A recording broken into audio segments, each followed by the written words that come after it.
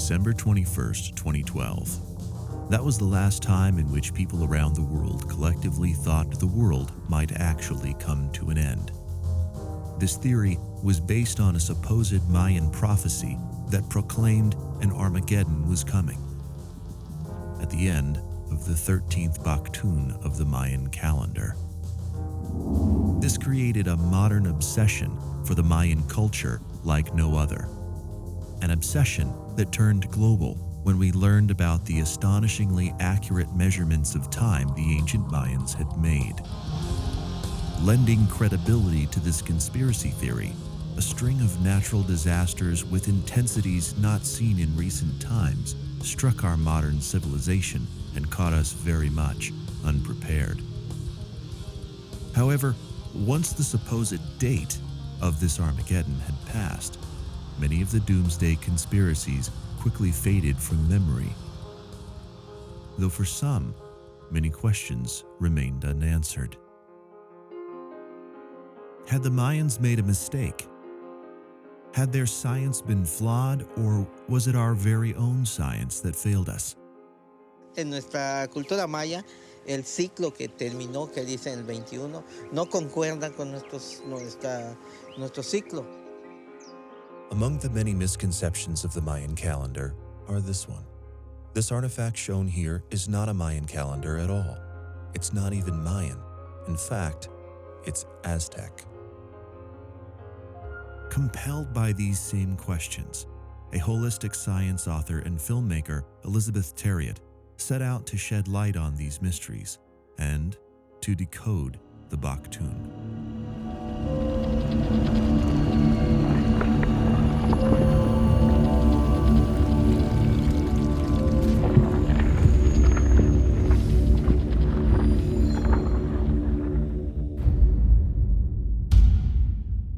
Mankind has been utilizing the night sky for navigation and prediction of seasonal change since prehistoric times. Early man saw in the stars the gods that ruled their lives. These gods' recurring visits created our circular vision of time that prevailed in ancient cultures. In the 3rd millennium BC, the Sumerians created a lunar calendar of 354 days, divided into 12 months.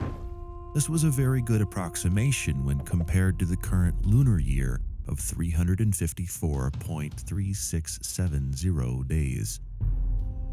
The Sumerian astronomers noticed the sun cycle lasts actually 11 days longer than the lunar cycle. In this day and age, we have approximated our year as 365.2422 days, known as the tropical or solar year, as measured by our orbit around the sun. So the gap between these two cycles was filled by adding in a 13th month whenever it fits, thereby establishing the lunisolar calendar comprised of both entities. However, the solution was still inaccurate. The Sumerian calendar continued on in this way with the Hebrews who adopted it during their bondage in Babylon in the 6th century BC.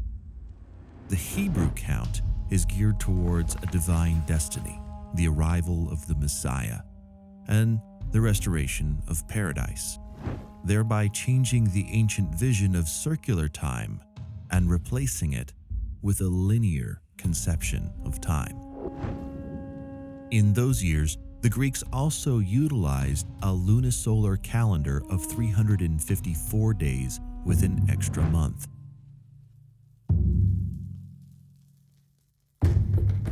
The Romans also occupied the Greek calendar of 354 days. When Julius Caesar assumes the throne, the distance between the lunar cycle and the solar is almost 3 months. So the emperor calls on an astronomer from Alexandria who recommends adopting the Egyptian year of 365.25 days. The astronomer Sosigenes' suggestion of reform would require the addition of 90 days to the Roman year 46 BC. But in so doing, turned the first year of the Julian calendar into the Year of Confusion, because this was the first year that now had 445 days. The calculations of this astronomer had only an error of 11 minutes and 9 seconds per year. This calendar prevailed until the year 1582, when then Pope Gregory XIII discovered that there is now a gap of 10 days between the cycles of the sun and the moon, and then decided to correct the Julian calendar of that year by eliminating the days between the 4th and 15th of October of that year. He decreed that years ending in 2 zeros, whose numbers are not divisible by 4, are not leap years. This correction created the Gregorian year within an inaccuracy of 1 day every 3,300 years.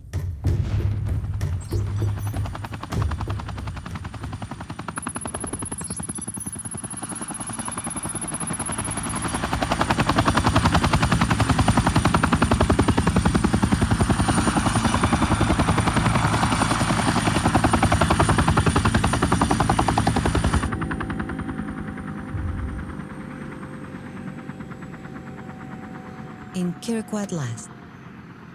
First, I will meet with Abuela Apolinario, president of the Confederation of Mayan Councils. He has the authority and the wisdom inherited for centuries to guide us in our search.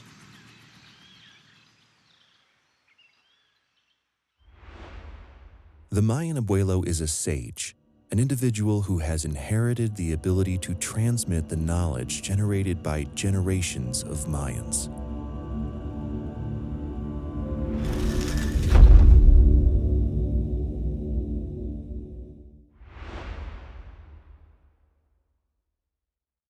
Estamos en este asentamiento maya llamado Quiriguá.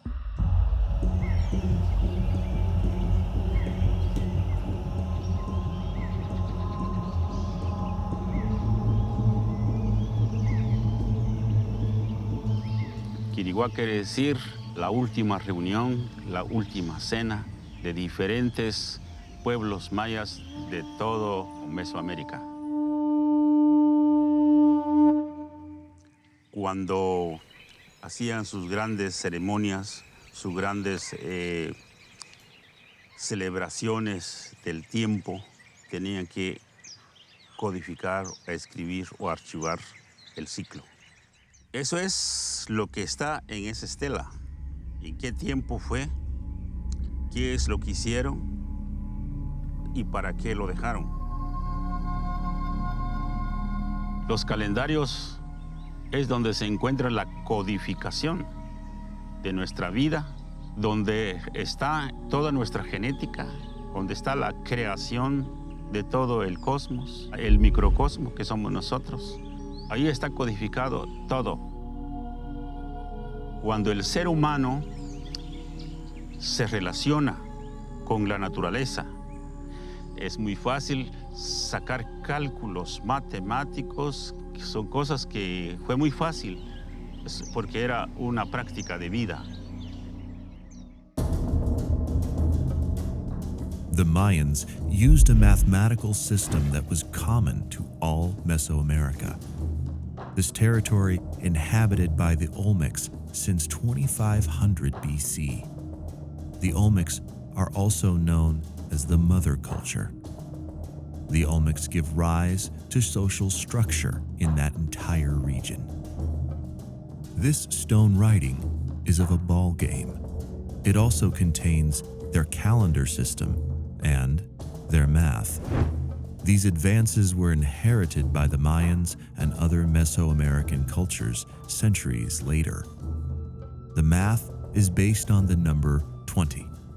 Represented in these points are units 1 through 4. The bar represents the number 5. Combined symbols represent the number 19 and actually make up 20. Because the Mayans had counted from the number 0. The first 20 numbers are also associated with gods. The first 13 of them are the most important ones. It's amazing, the almost organic understanding that the Mayans have of mathematics, a mastery, which also led them to conceive of the number and the concept of zero, the number that many brilliant civilizations never thought of. In the quest to learn more about Mayan mathematics and its relationship to spirituality, I speak with an expert on the subject, Abuelo Lolmai. El cero para nosotros los mayas tiene un valor y no como en otras culturas que significa cero, que es nada, es vacío y eso. Entonces, por ejemplo, en muchas de las estelas se aparece una flor. Es la flor calendárica que le llamamos y quiere decir cero. ¿Por qué una flor, verdad? A la placenta, en muchos idiomas mayas se le dice flor, kotzij. Es el principio de. The Mayan zero is also commonly depicted with a seashell that symbolizes creation and the spiral of time, the beginning and the infinite.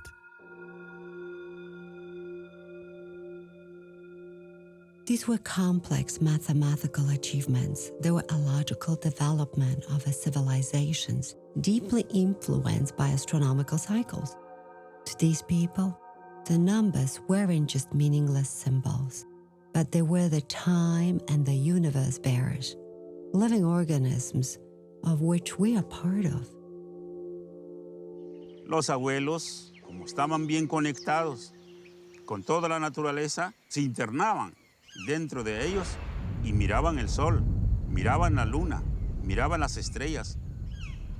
Eso están en la garganta, están en los oídos, los ojos, en los órganos. Pero eso no es magia, eso es un poder.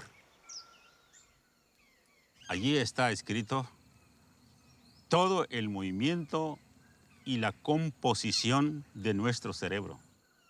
Ese cerebro palpita. Y lo que está escrito son palpitaciones y esa palpitación tiene un sonido. Y ese sonido produce ondas y esas ondas se vuelven una canción, un canto. Following the words of the Abuela Apolinario, a ceremony is performed. In this ritual, I am asked to search inside myself with the guidance of Don Miguel, a spiritual guide who performs the rites intended to purify my mind and my body. It is an honor to undergo this blessing.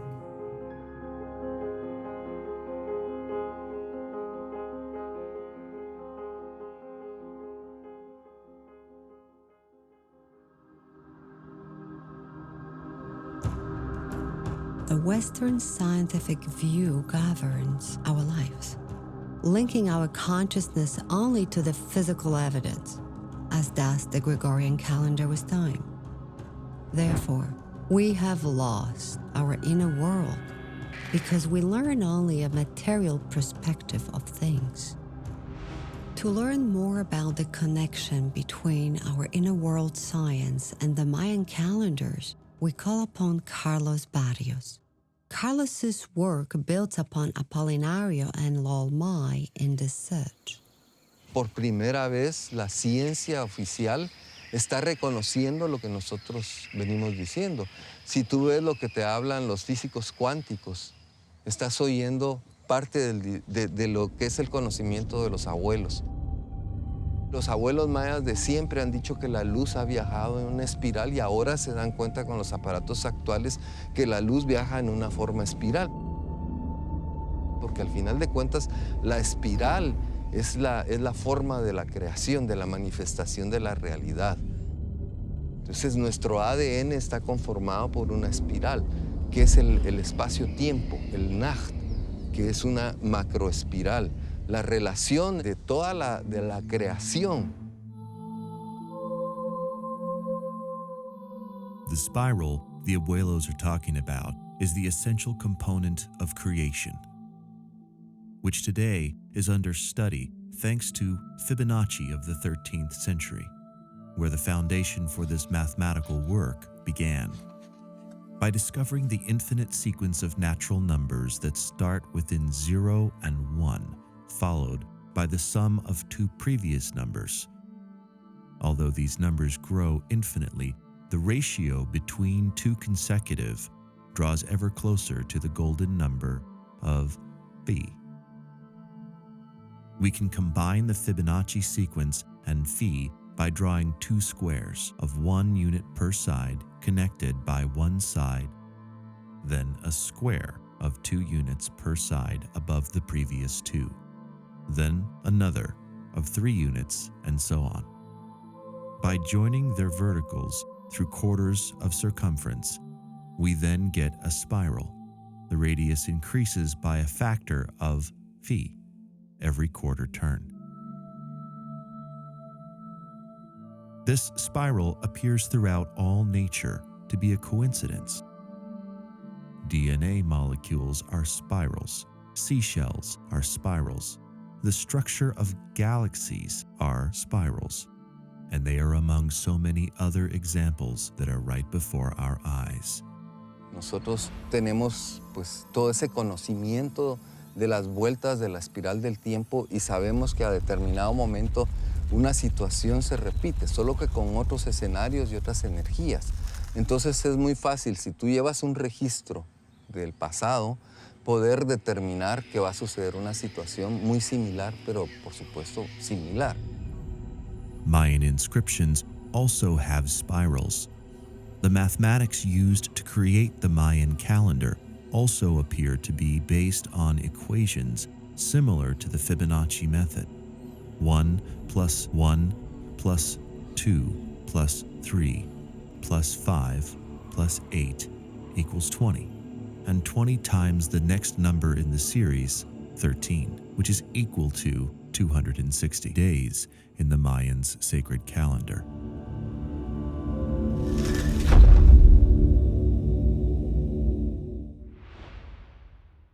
El calendario sagrado es uno de los calendarios muy importante porque es el que rige la vida de la humanidad. No solo a las personas, sino a las plantas, a los animales y en sí a toda la naturaleza. Los días del calendario sagrado son 20 días, combinado con 13 números. Después de llegar a 13 empieza uno nuevamente hasta 13 y así sucesivamente hasta completar el ciclo de 260. Y en el mundo maya el calendario sagrado, el cholquij, te da tu energía de tu ahuachaquij, con la cual vos sabés quién sos, vos sabés para qué veniste, sabés qué habilidades y qué debilidades tenés y cómo orientar tu vida para una evolución. It is clear that the sacred calendar is more than just a measure of time. It is a critical guide for our survival here on Earth. This correlation between ancient knowledge and modern science is confirmed by the scientists at the Russian Institute of Space Research, who have confirmed that every 13 days, a solar wind from our sun produces geomagnetic storms that actually affect us directly. The flux of electrons and ions created by the solar storm has been proven to disturb our biological processes, causing heart conditions within the most susceptible of our population. The Mayans were extremely aware of their oneness with nature. In fact, they may have indicated this within their calculations in the cholquij, proving that our survival as a species is intertwined with that of our environment and that all of this is celestially influenced. ¿De dónde sale el número 13? Pues de las 13 coyunturas principales del ser humano. Porque aquí tienes 1, 2, 3, 4, 5, 6, 7, 8, 9, 10, 11, 12 y 13. Ahí están las 13 coyunturas principales. ¿De dónde sale el número 20? Pues de los 10 dedos de las manos y los 10 dedos de los pies. Los de las manos van en relación con el sol, con la energía cósmica, y de los pies hacia la energía telúrica. Si nosotros hacemos una multiplicación de 20 por 13, vamos a tener 260, que ese es el tiempo de gestación del ser humano. El calendario está en nosotros. No necesitamos ahora aparatos para sacar una medida de la Tierra al Sol, porque nosotros, los seres humanos, somos tan exactos porque estamos hechos de semejanza de toda la naturaleza. Actualmente estamos desconectados del tiempo, porque vivimos un calendario que nada tiene que ver de estas tierras. Solo se repite lo que dicen las universidades, las escuelas. Nunca se ha tomado en cuenta los verdaderos estudios que están escritos en las piedras. Son escritos que nos sirven para una mejor vida, para el tiempo en que estamos actualmente. Hablamos así porque para nosotros el calendario maya está en movimiento y cada vez se está agilizando. Lo sabemos cómo trabaja y cómo codifica diariamente a cada instante de acuerdo al Sol, hacia la Tierra o cualquier otro planeta tiene su influencia y lo estamos manejando en nuestra vida. The apparent movement of the sun during its annual journey that takes it around Earth was followed closely by Mayan astronomers, focusing attention on the 4 positions that define the seasons. On the 20th and 21st of March, the sun reaches its zenith over the equator during the spring equinox. The summer solstice occurs when it reaches the northernmost point on the 21st and the 22nd of June. The sun then continues on its journey to the autumn equinox on the 20th and 21st of September, ending at its southernmost point on the 20th and 21st of December for the winter solstice. These solar positions regulated various social activities, mainly agricultural, so they were measured with a very specific calendar. El calendario HAB, que es el calendario agrícola o solar. Este es el calendario que tiene 365 días. Son 18 periodos de 20 días cada uno. Entonces 18 por 20 nos da 360. Hay un periodo de 5 días nada más. A este periodo de 5 días se le llama Guayep. El Guayep es un periodo en donde se agradece de todo lo que ha sucedido en el transcurso del año. Y también es un momento en donde, en el pasado, por ejemplo, se dejaba descansar las herramientas que la persona utilizaba todo el año. The Hab operates independently of the sacred calendar of 260 days. If we start the year with the day 0 pop, the next day will be 1 pop, and the month ends with 19 pop. Then comes 0 uo, and so on. They continue to do this infinitely. Podían leer las galaxias, sabían en qué momento marcaba cierto tiempo para vivir bien, para vivir en balance y equilibrio con la naturaleza. Se escogía alimentos de acuerdo a los meses del calendario. Se practicaba, por ejemplo, el despertar del sueño. Se practicaba, por ejemplo, cantos. Se practicaban danzas. Se practicaba, por ejemplo, las prácticas con las medicinas maestras.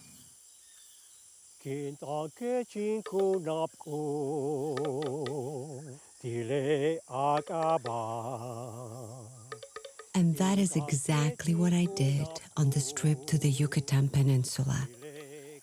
I joined the abuelos during a ceremony in which they were making an offering to the universe. During the ceremony, the abuelos gathered candles and recited chants for the purpose of connecting the energy symbolizing the 4 corners of the universe. East, where the sun rises, is linked to the color red, representing fire and birth. The west, where the sun sets, is associated with black or blue, the decline and death. The north, to the right of the sun, is associated with the color white, life and air. The south, to the left of the sun, is linked to the color yellow, seeds and wisdom.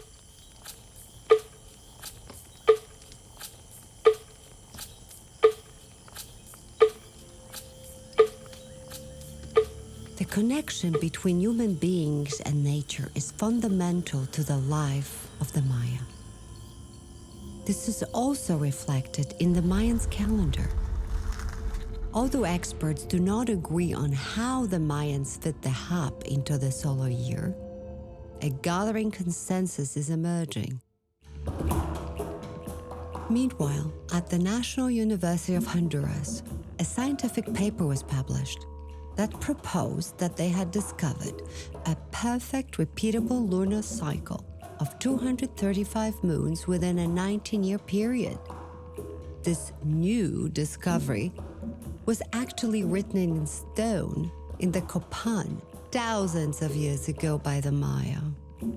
According to the Mayan ratio of 149 moons equaling 4,400 days, a lunar month is equivalent to 29.5302 days, which multiplied by 235 moons gives us exactly 6,939.5973 days, or 19 years. If we divide those 19 years by that equation of days, it gives us an average year length of 365.241963 days within a year.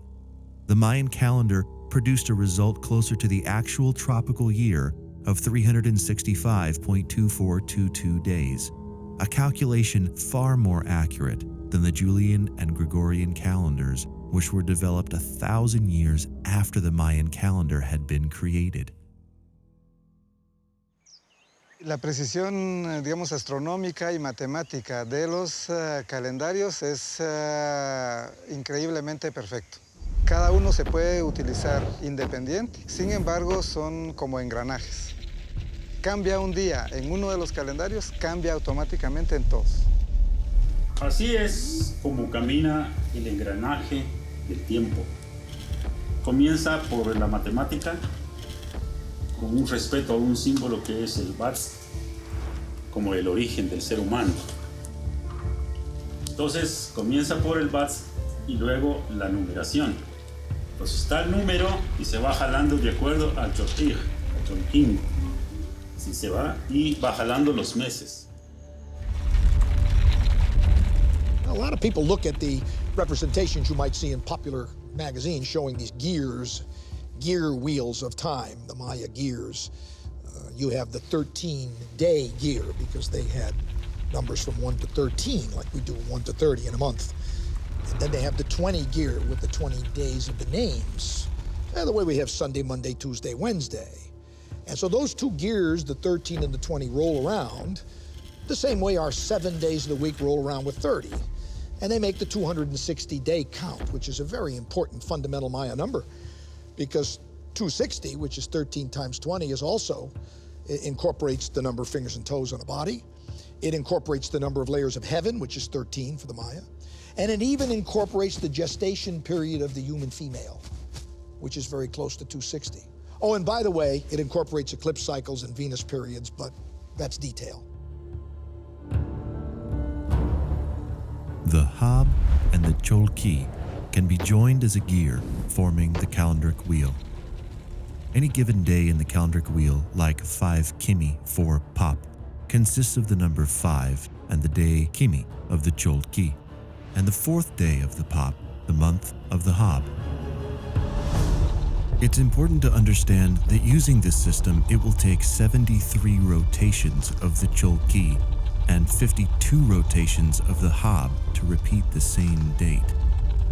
The calendric wheel is also associated with 4 directions of the cosmos, dividing the 52 years of the hab in 4 parts of 13 years. When this cycle is completed, it is a very special time for the Maya, who would put out all of the fires the night before and not relight them until the next morning. The significance of which cannot be understated, because it is the equivalent of shutting off all of the power in a major city every year at New Year's.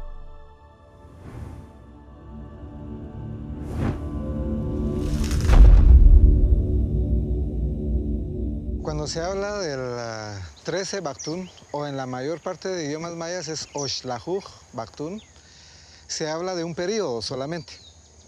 Entonces este periodo está enmarcado dentro de un calendario que lleva el registro del tiempo desde una fecha cero hasta nuestros días. Este calendario se llama Choltun, o el ordenador de los años. Empieza con días de 0 a 19. Luego vienen los huinales, que son veintenas. Luego está el tun, que es de 360 días. Y luego empiezan los múltiplos de 20.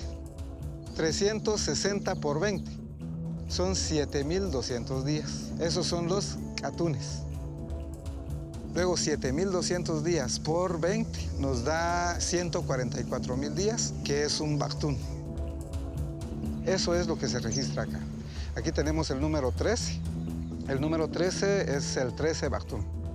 Luego aparece 0 Atun, 0 Tun, 0 Winal y 0 Kin.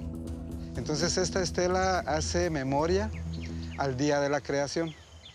El día de la creación, de acuerdo a los cálculos realizados por los investigadores, es el 11 de agosto del 3114 a.C. Entonces la fecha 0 es una fecha en donde nuestros abuelos dijeron, bueno, esa fecha es muy importante para nosotros y pongámoslo ahí. No quiere decir que sea el primer día. Clarifying the correlation between the Mayan long count, or Choltun, and where we are today in Gregorian years has not been an easy task. One of the most accepted models is the Goodman-Martinez-Thompson model. Using the Julian day as a continuous count of days that started on January 1st, 4713 BC, we can calculate that there have been 584,283 days since January 1st, 4713 BC. However, the Julian place count has no year 0, so it's going from year 1 BC to 1 AD with no place count for 0. Once the Goodman-Martinez-Thompson mathematic model is applied, we can identify the Mayan 0 date of 13:0.0.0.04 Ahau 8 Kumku as 3114 BC. By calculating the year 1 BC to the year 0, it's actually the year -1 BC and so on. Thereby utilizing the proleptic Julian calendar, it can be calculated that the beginning of the long count was actually in 3113 BC, the widely accepted date historians use. ¿Por qué vas a medir cientos de miles de años si no tienes una conciencia clara de eso? Nuestra mente no tiene la capacidad de entender eso, porque estamos pensando con la mente racional. Tenemos que trascender la mente racional para poder percibir eso. Tenemos que entrar dentro de esas medidas de tiempo gigantes que hacían los abuelos. The Mayan long count is not oriented toward an end. But as the Hap and Cholki have proven, it's about measuring cycles. However, in this case, these are cycles of an extraordinary length. So where did this whole Doomsday prophecy come from? An Maya shaman I know well told me, why is it that you gringos are so worked up about the 2012 calendar turning over? We know very well that it means that we will try to make there be a new beginning. We will try by our actions to make it a better world. And I thought in talking to the Maya shaman that that's not so different from what we do on New Year's Day, which is the end of a cycle, the end of the year. Mucho viene de un concepto europeo o estadounidense y cristiano. Entonces el cristianismo nos dice que hay un fin del mundo. Entonces el 13 Baqtun es el fin del mundo. Ahora se ha encontrado en un sitio que se llama Tortuguero un monumento en donde dice que se completa el 13 Baqtun, 4 Ahau, 3 Canquín. Y eso nos lleva al 21 de diciembre del 2012. Sin embargo, hay periodos mucho más largos que los Baqtun. Consisting of 13 Baqtuns or 5,200 tune years. Hay Pictun, Calaptun y Quinchiltun. ¿Para qué nos sirve a nosotros esa medida de tiempo? ¿Qué nos está informando todo este conocimiento de los abuelos? Nos está informando la esencia que surgió durante ese ciclo, que es una energía pues, que es en la que nosotros hemos evolucionado, esta humanidad, esta civilización. Pero primero, hace pues, casi 20 y pico de mil años, 26,000 años, hubo una energía que estaba relacionada con el elemento fuego y que estaba relacionada con la energía femenina. Luego vino el siguiente ciclo de 5,200 años, que estuvimos inmersos dentro de la energía masculina y del elemento tierra. El tercer ciclo fue nuevamente femenino con energía de aire. Y el actual ciclo, estamos hablando otra vez de energía masculina en relación al agua.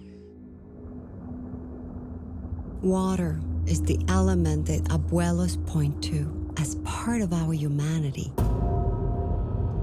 An element that is present in caves for the Mayans, places which are also portals to the underworld.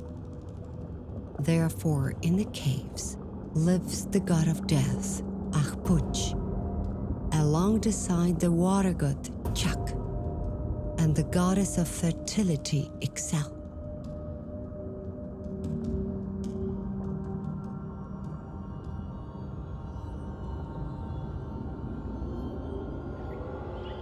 To check the connection between the caves and Mayan spirituality, I went to Calchetoc Caves in Yucatan, Mexico, a sacred place to the ancient and modern Mayans. Nosotros sabemos que todas las cosas tienen un chajal, y entonces por eso nos tratan de retrasados, de anticuados, de primitivos. Pero sabemos que todo tiene un espíritu, quiere decir chajal, una esencia, un guardián de las cosas. The truth also applies to the caves.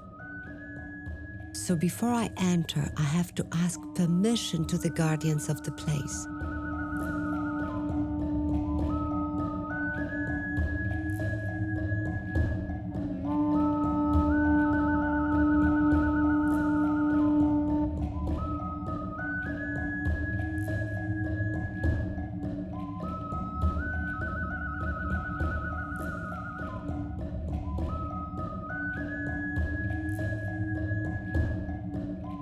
Once the guardians recognize me, I am then permitted to enter the cave with Don Rogelio, the guide of the place for over 30 years.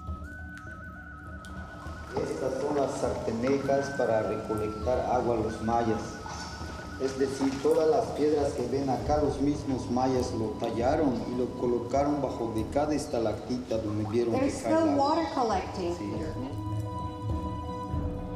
At the entrance, we find the water element, which is picked up by the abuelos because the origin is sacred. And before entering the cave, I met the goddess Ixchel. It's easy to see the importance of the goddess Ixchel in this cave, because during the caste war, the Mayans hiding in this cave looked to the goddess as a glimmer of hope for the continuation of their race. Cuando hubo la guerra de castas, toda la gruta, toda adentro, vivió mucha gente. Se calcula más de 1,000 personas refugiados adentro. Eso acá dentro de la gruta, vean, en el piso encuentras en todas partes pedazos de cerámicas. Vean, todo esto.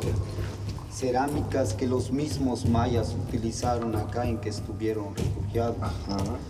Solo que los mismos enemigos de los mayas que lograron entrar, así molestos, todo lo que vieron en el camino lo destruyeron, lo rompieron todo.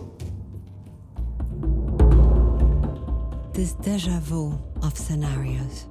I understood clearly on my birthday, April 12, 2012.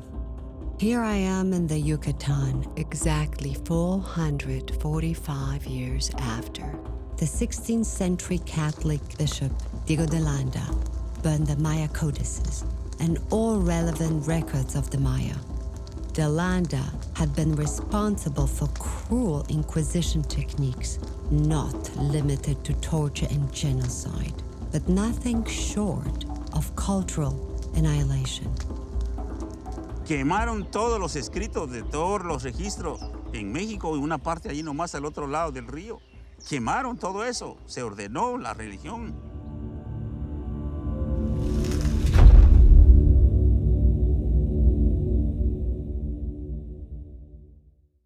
¿Qué es lo que hacen los calendarios? Es enseñarte.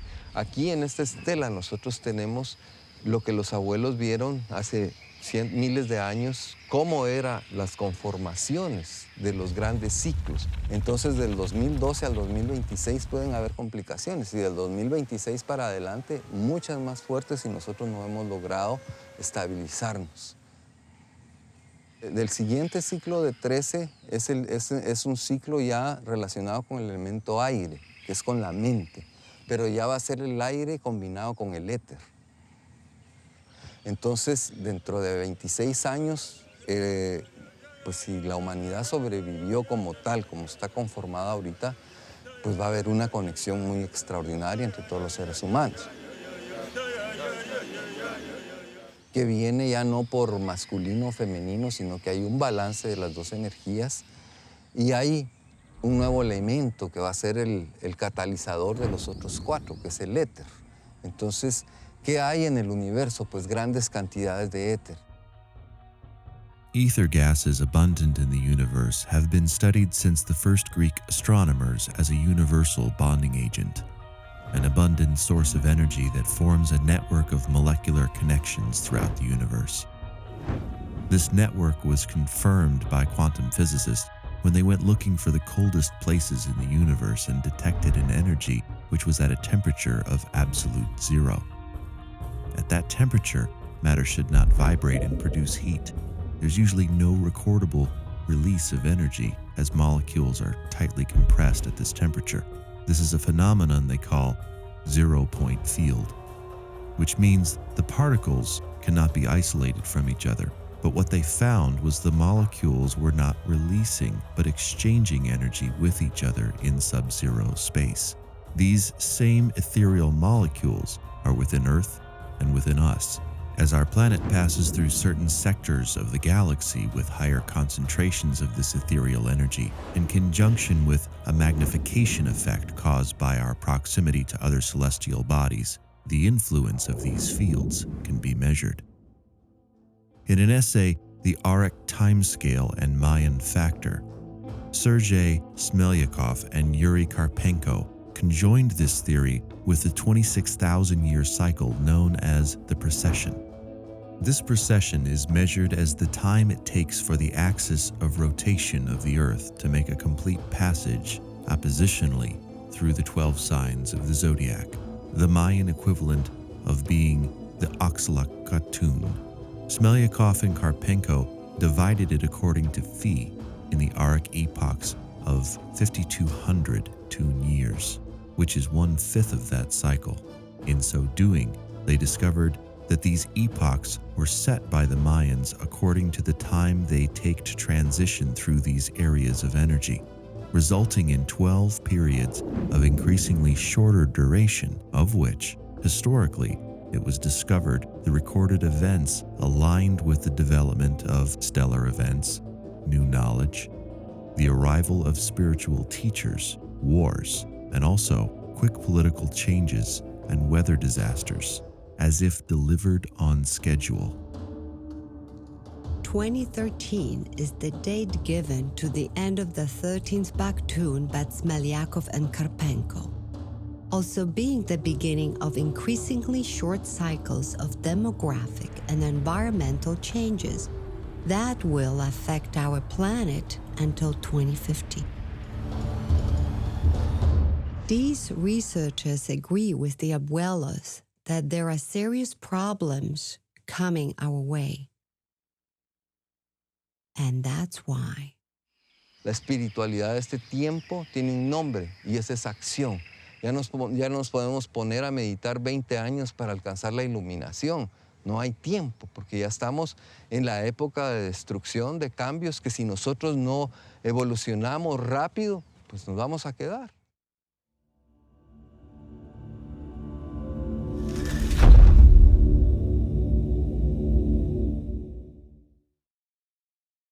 It's been said that many of the things that we attribute to the Maya must have come from aliens, and the reason for that usually is that the Maya couldn't have done all this by themselves. Who could have built these cities? The great explorer John Lloyd Stephens of the last century, the previous century, the 1850s, 1840s, was confronted with this question when he wrote in his best-selling book of the year 1841, Incidents of Travel in Central America, who could have built these ruins? The people here are in decrepitude. How could they have done it? And then he goes on and says, but I do think that most likely it was their ancestors who built them and who made all of these great achievements. I think he was right on with that, and I think that's where most of us stand today. But why do we resort to aliens? I think one reason is our techno-dependence. We cannot imagine that anyone who didn't have computers, iPads, cell phones, highly developed system of computation could have been responsible for measuring the movement of Venus or the phases of the moon or predicting eclipses. But those of us who try to do these experiments without the use of any tech, that is, who do it in a low-tech way, will very quickly find, if we're patient, that yes, you can do all these things. So this resorting to the exotic, I think, is, in addition to being a great story, is also, I think, comes out of the not unwillingness to believe that any culture so low as the Maya, and here I think we placed them below us, could have done these things. And that's a mistaken notion. We seem to have a habit of enlisting the far away to get answers. We don't trust our institutions. We certainly don't look to Washington for answers. We don't look to the UN. We look farther away. We hardly even trust our own history. We don't even look to the great historical figures of the world.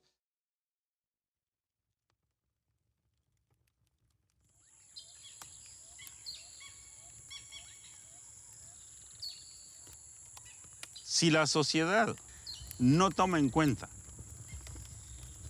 lo que todavía tenemos por escrito en este lugar donde están los tiempos, donde están todo lo que es el cosmos, si no entendemos por ahí, no hay ningún rescate. Lo que nosotros estamos es llamando la atención de todas las personas, que se armonicen, porque si la gente continúa en el camino material, en el camino de destrucción, que es lo que ha provocado esta sociedad moderna, pues definitivamente las personas que no se quieran adaptar a este nuevo ciclo no van a tener nada que hacer en este mundo.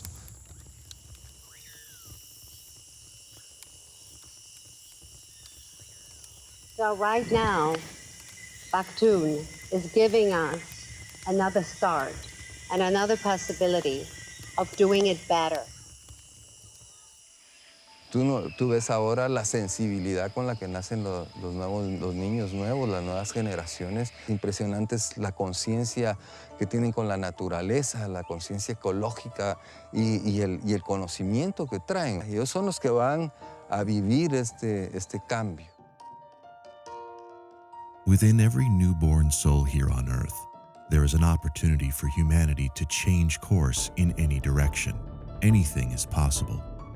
And with the technology in place right now, the reality of a collective consciousness is just a step away. As we already have through the use of existing technology, a collective consensus.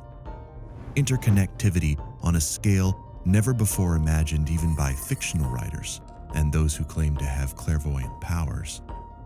Technology which looks more and more biological as it advances, as it has already begun to transcend its mechanical limitations.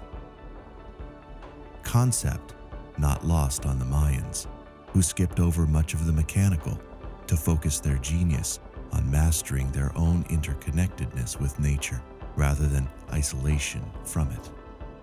Through estimating the speed of exponential technological advancement, we can only say for certain that the technology of the future will be well beyond our ability to explain it.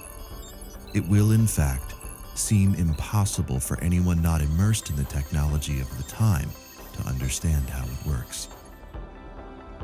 Therefore, it is clear that as more of us connect with nature, the cosmos, and ourselves, it is more likely that we will be able to achieve the necessary evolutionary leap for humanity and our planet. This connection will allow us to find the ways to preserve our existence in a sustainable form as symbiotic rather than parasitic to our host planet. Por supuesto que por supuesto, estamos en un cambio energético. Entonces, lo importante no es descifrar lo del conocimiento, lo importante es vivir ese conocimiento.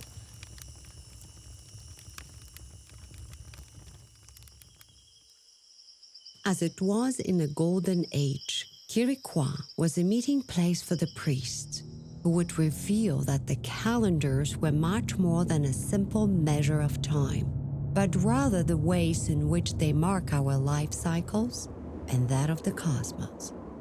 This ceremony brings about the connection of the two and will be held in just a few days from now. It is called the Great Fire Ceremony of Tikal, to which the abuelos have invited me to join.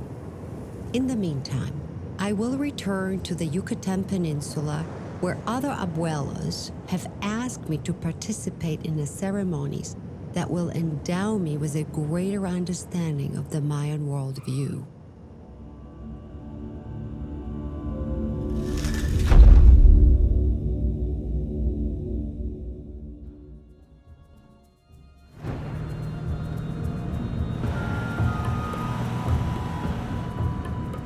I turn to the UNAM, excited to learn more in depth about the Cholquí with Canek Estrada and Laura Sotelo.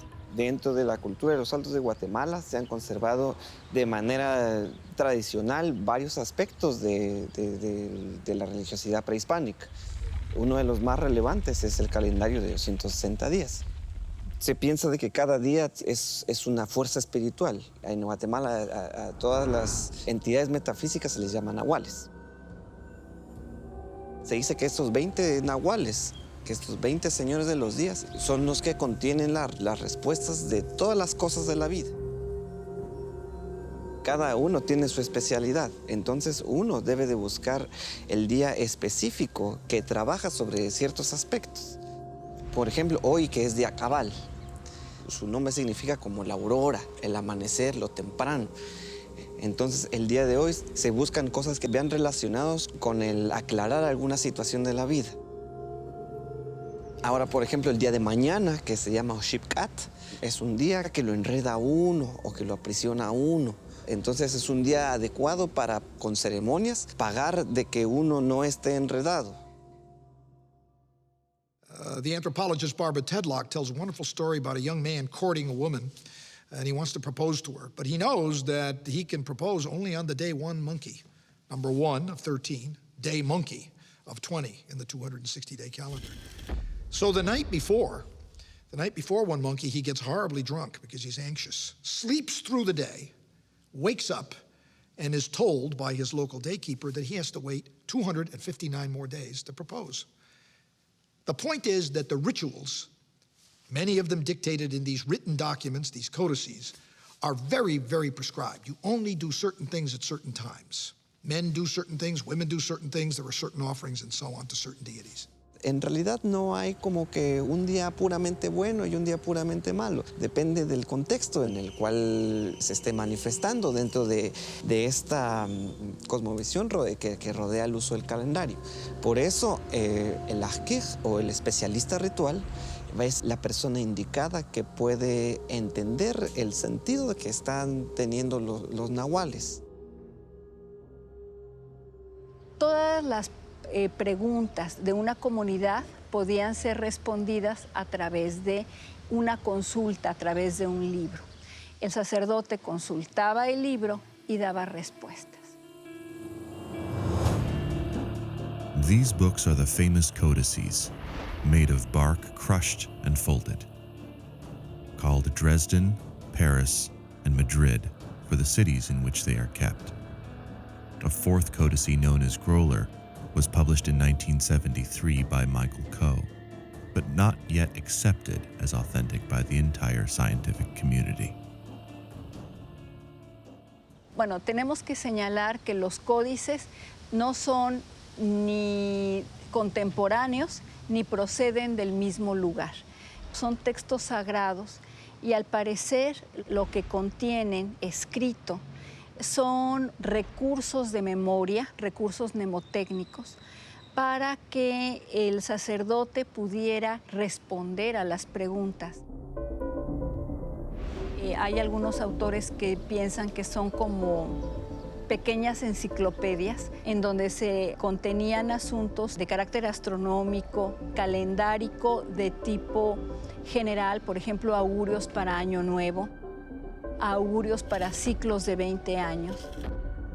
Y lo más común en los tres códices son augurios diurnos para cada uno de los días del calendario sagrado de 260 días.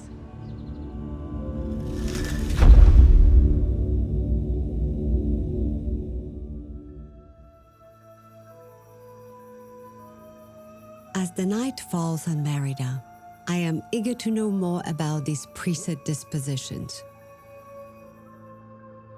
I stay with Kanek to look deeper into the Dresden Codex for answers to never before asked questions. El asunto de estos almanaques es que están pensados en términos de corto plazo. Y los ciclos que están relatando se continúan repetitivamente, pero en intervalos pequeños. O sea, no digamos de que aquí está relatado lo que va a escribir, pasa dentro de 500 años, ¿verdad? Sino está hablando de lo que acontece cada año. Entonces, de cierta manera, estos son herramientas prácticas con las cuales ellos pueden acercarse a la influencia de los dioses en las faenas cotidianas que tienen, por ejemplo, la cacería, la agricultura. Pero no hay algo que pudiéramos decir está escrito para nuestra época, ¿verdad?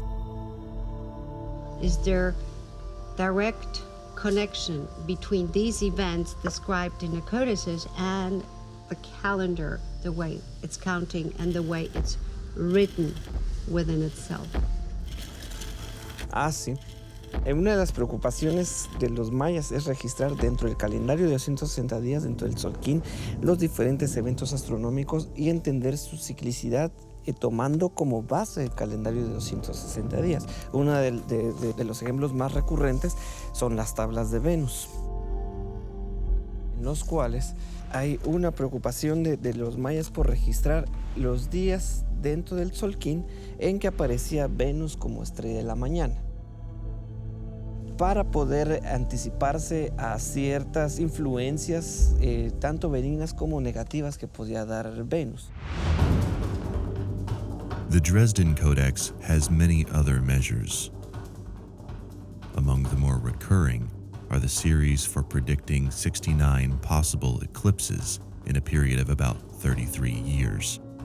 Also, some experts believe these calculations also include the 399 days it takes for Jupiter to make its journey around the Sun, and the 378-day voyage of Saturn, among others. Can you tell us which other planet is recorded that brings the peace, harmony, and enlightenment?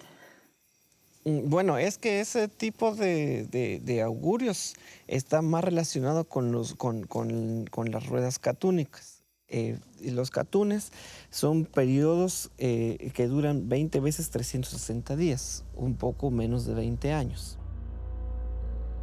Y tenemos documentos como los libros del Chilambalam, en donde se habla acerca de lo que se esperaba para cada catún. Y expresamente hay algunos donde se dice que son épocas de abundancia, épocas de paz. Hay otros donde se dice hay épocas de guerra. Hay unos donde incluso se habla acerca de la llegada del cristianismo.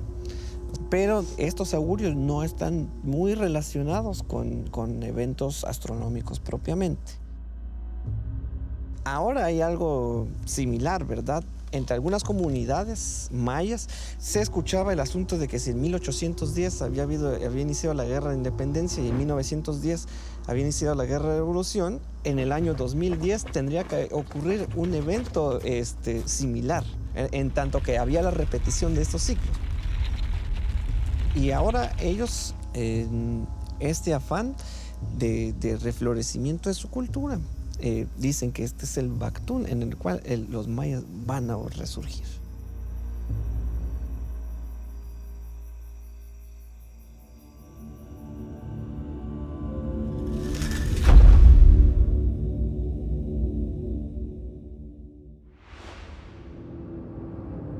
I have traveled to the small village of Acanquej, the home of Don Edgar, an old friend of the Guatemalan abuelos who has dedicated his life to conveying the Mayan worldview.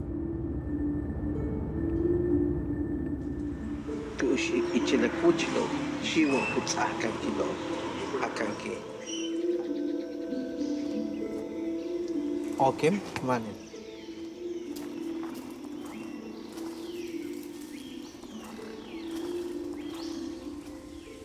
A wonderful wind appears, and I really felt the emotion from the wind itself. And in that very moment of our meeting, I could feel something beyond the physical plane. Estás bien recibido por los abuelos acá porque sentimos cómo viene el aire. Te están recibiendo.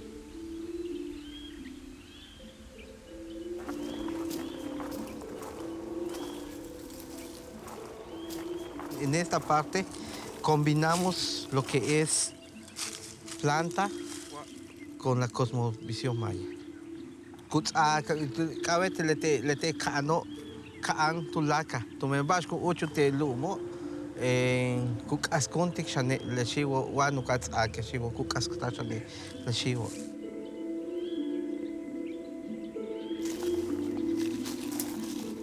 Y así seguimos en esta otra.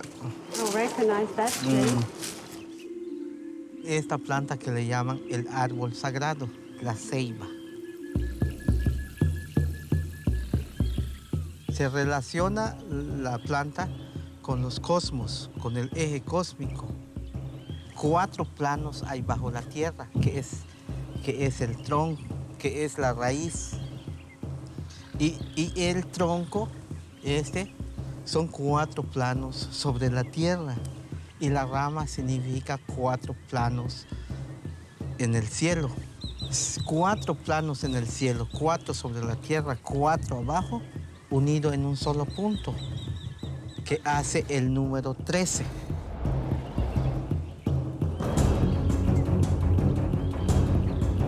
There is a belief that the cebia tree can also be found in ancient Mayan cities, where the sacred tree was then enclosed within the central pyramid, as it was a symbol for the cosmic axis to unite the 3 levels of the Mayan cosmos with the pyramid's 4 corners. It is time to visit one of the most famous Mayan cities worldwide, Chichen Itza.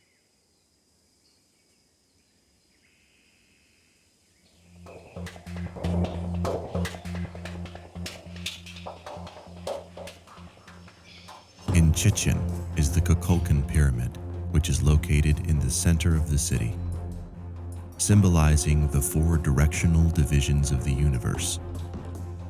there are 4 massive staircases with exactly 360 stair steps, one for each day in the Hab year. In addition, the axis through its northwest and southwest corners are orientated to sunrise at the summer solstice and sunset in the winter solstice. This provides the famous shadow of the snake from the upper temple, which descends the 9 levels of the underworld, represented by the 9 levels of the pyramid. By using the pyramid as a sundial and a solar calendar, the shadows cast by the pyramid itself were used to gauge not only the time of the day and season, but guidance to understanding the relevant biological timekeeping by which we live.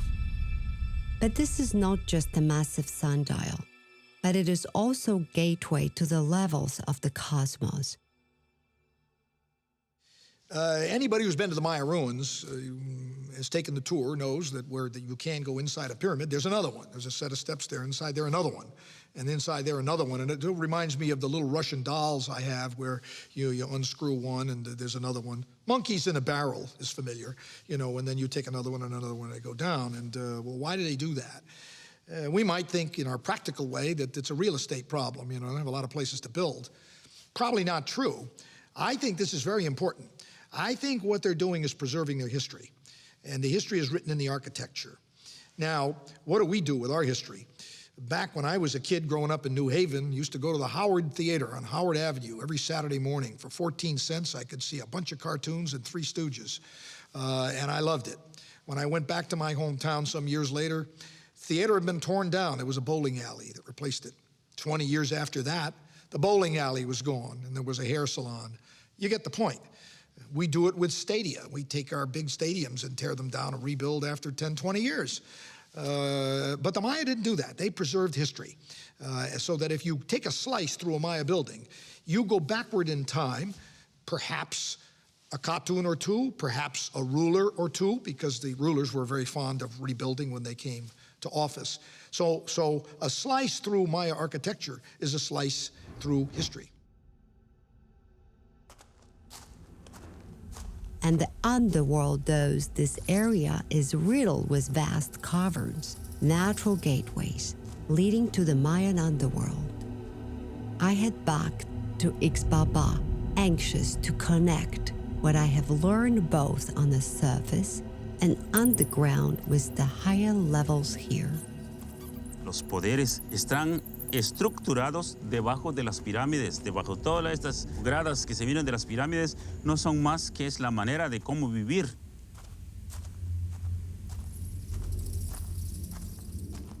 Finally, I arrived to the second level of the pyramid representing universe, the level of the origin of humanity, where I find the jaguar, the guardian of the 4 corners of our universe.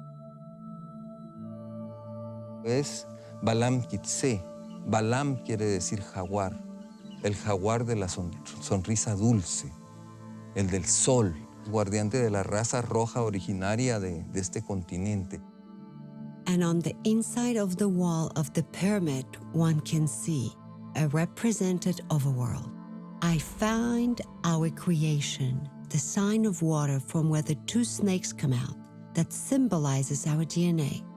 A combined snake from our parents' DNA that joined at the 2 sides of the lower water flower, guarded by the secret jaguars. The pyramid tells us the story of 5,200 years cycle that just ended, wherein we were born of the water and we are protected by jaguars, and when we expire, we evaporate. To learn more about what the Yucatan Mayans had to say about the 13 Baqtuns and the next coming cycles, I go back to talk with Don Edgar. En estos periodos, el gran temblor que estaban esperando, el temblor no se refería al temblor físico o químico de la materia de la tierra, sino que el temblor era del ser humano, era en el corazón. Por eso en el 2012, cuando lo publicaron Los grandes señores científicos comercializaron en parte de nuestra cultura. En nuestra cultura maya, el ciclo que terminó, que dice el 21, no concuerda con nuestro ciclo. 2014 es para nosotros, la cultura maya, termina lo que es este ciclo a partir del 16 de agosto. ¿Por qué agosto? Porque el calendario no puede terminar en diciembre, porque en diciembre es el calendario europeo. 2014 más 52 años nos vendría dando 6 en el 2066, es el cierre de otro ciclo. A partir de estos 52 años es una era de armonía. 52 años de amor, 50 años de desarrollo, todo esto. Pero debido a ciertos movimientos telúricos, la Tierra ha perdido un cierto desequilibrio. Entonces es un poco difícil que haya una alineación a la perfección, como habían dicho nuestros ancestros. This really is a very important revelation. As Guatemala's abuelos, Smelyakov and Karpenko, Don Edgar, also see difficulties for humanity in the coming cycles. Concerned, I ask what to expect for 2066. Se teme a que en el movimiento telúrico de nuestra madre tierra, que era un momento en que el polo puede reinvertirse. Entonces, al momento en que se reinvierte el polo, puede ser que esté más lento el movimiento de la Tierra o puede ser más rápido. Entonces, eso va afectando lo que es el medio ambiente. Y lo estamos viviendo. ¿Por qué? El hombre ha roto el eje cósmico. No cuidamos a la madre Tierra. Lo que le pase a la Tierra afecta al ser humano, afecta al hombre.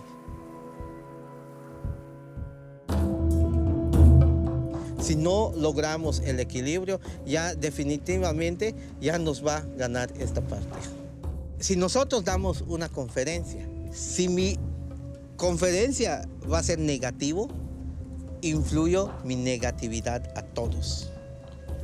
El amor es lo que debemos de infundir a nuestros hijos, a nuestros hermanos, porque es uno solo, es el universo. Todo eso es la energía.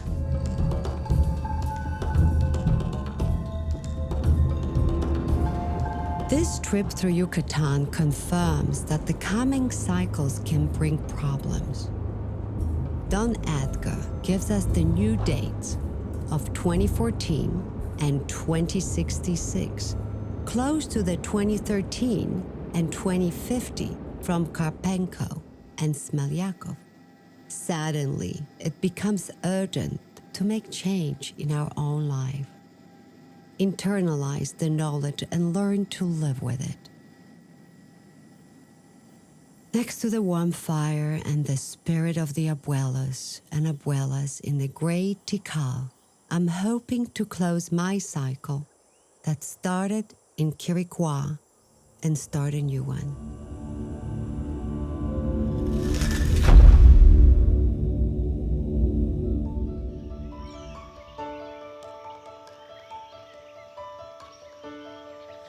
I guess it's a lifelong journey that happened to bring me here to Tikal.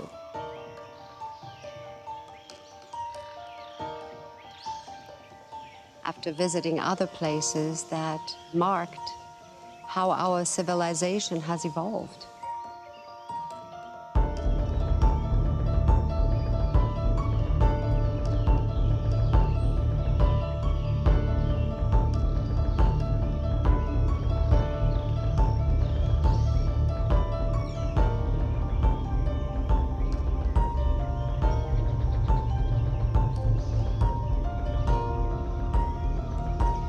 These pyramids and these locations tell us the story. Es la casa del tiempo energético del cosmos. Eso es el Tikal, donde se estudió el espacio y el tiempo.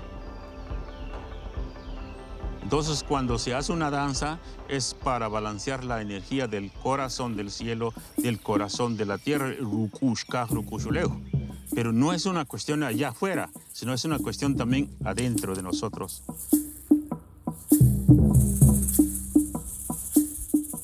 Entonces, es una ofrenda al cosmos para el balance de la misma vida, de todo, del cosmos.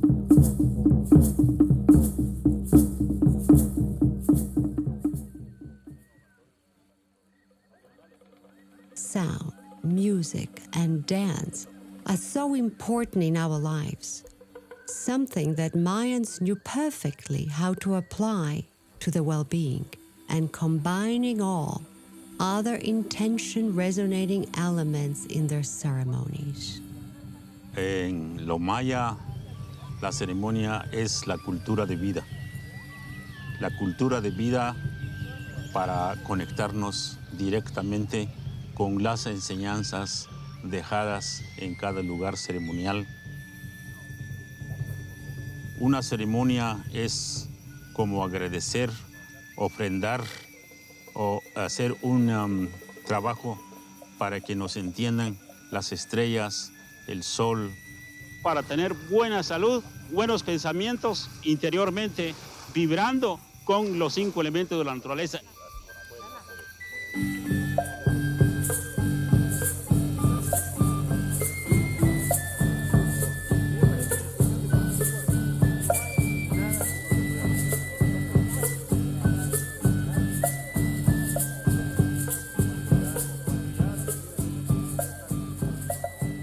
We've learned of 5 elements which create balance.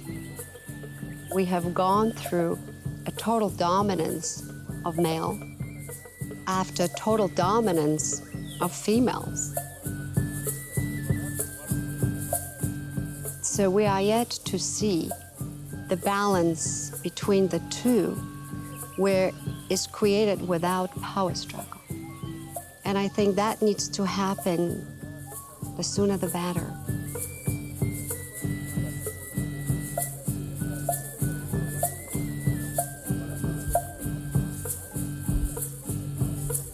Esas energías activan una sanación perfecto con el equilibrio perfecto de la naturaleza, desde la dirección del cielo, que es Dios, el hombre y la naturaleza. El balance de esos 3 da la sanación, y eso solamente se logra a través ya de las prácticas de lo que nuestros abuelos sabios mayas dejaron.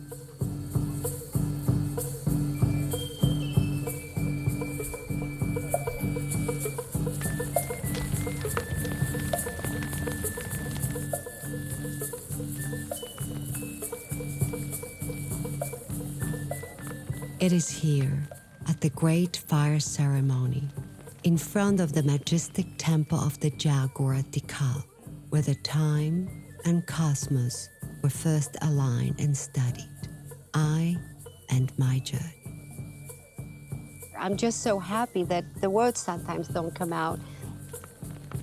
The emotion is strong because you know you're in the presence of ones that know you, and you don't have to tell them anything. They know why you're here.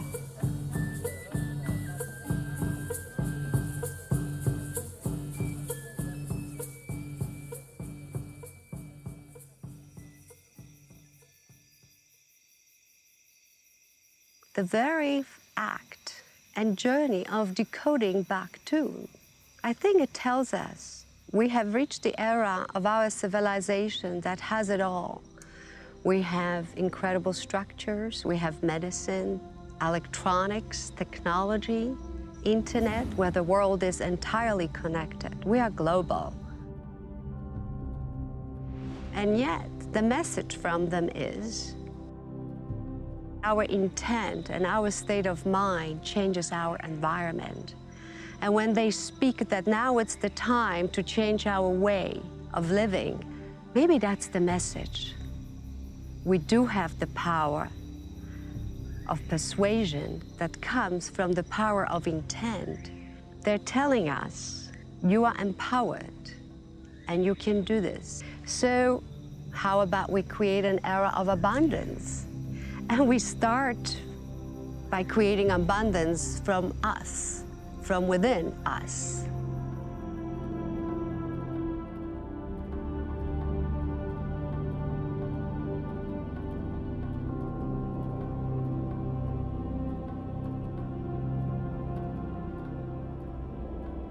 I guess my journey has been long because not all was answered. But right now I'm more at peace that what I always believed somewhat subconsciously existed, it's presented right here and it's written by Mayans.